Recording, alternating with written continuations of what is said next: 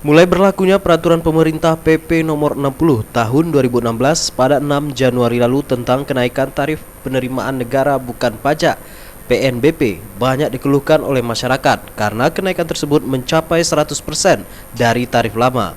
Apalagi kenaikan tersebut bersamaan dengan naiknya sejumlah kebutuhan pokok serta kebutuhan publik lainnya. Berbagai macam keluhan masyarakat ini mendapat tanggapan yang serius dari Ketua Komisi C DPRD Riau Aherson.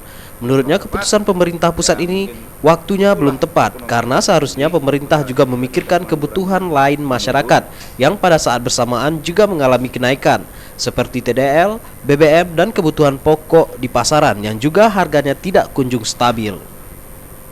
Ditambahkan Aherson, bila memang pemerintah ingin menambah penerimaan negara dari bukan pajak, seharusnya bisa di tingkat yang lebih tinggi seperti di pelayanan tingkat perusahaan besar yang tidak menyinggung masyarakat luas atau menaikkannya tidak bersamaan dengan kenaikan tarif pelayanan publik lainnya agar tidak terjadi gejolak. Di saat masyarakat sekarang juga lagi sulit ya, perekonomian global juga lagi sulit, dengan menaikkan lagi dari sumber yang berasal dari masyarakat, saya kira juga waktunya kurang tepat. Mungkin banyak sektor-sektor lain yang bisa kita lirik ya, selain yang berkaitan dengan masyarakat itu, ya kan. Contoh mungkin ya seperti pengusaha-pengusahaan besar yang berkaitan dengan pajak SPO, pajak perkayuan dan lain-lain sebagainya, kan bisa menjadi sumber pendapatan negara kalau itu memang dihitung secara baik. Bahkan kalau memang CSR di satu perusahaan itu memang dampaknya tidak dirasakan betul oleh masyarakat, ya saya kira itu juga bisa dijadikan sumber pendapatan bagi negara untuk menutupi defisit dari APBN itu. Saya kira seperti itu.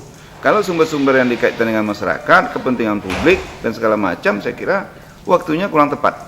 Dalam waktu dekat, DPRD Riau berencana akan melakukan konsultasi dengan instansi terkait di Jakarta untuk mengetahui motivasi atau alasan jelas yang mendasari kenaikan pelayanan publik ini.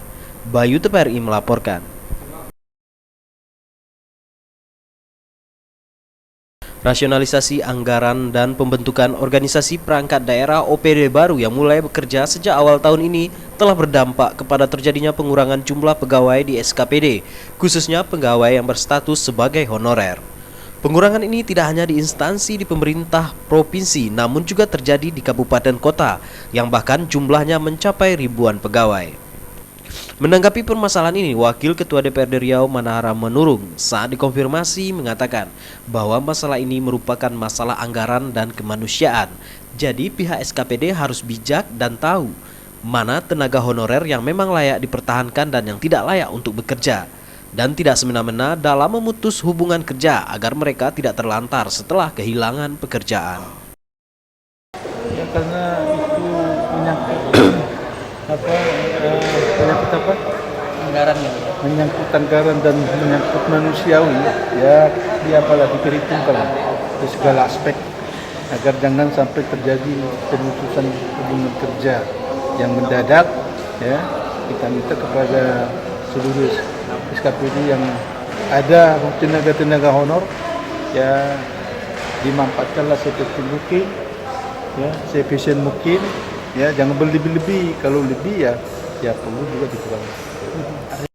Pengurangan jumlah tenaga honorer di instansi pemerintah dilakukan untuk memaksimalkan anggaran yang pada tahun ini banyak dirasionalisasi serta untuk mengefektifkan kinerja para pegawai negeri sipil yang selama ini banyak yang bermalas-malasan. Bayu TPRI melaporkan.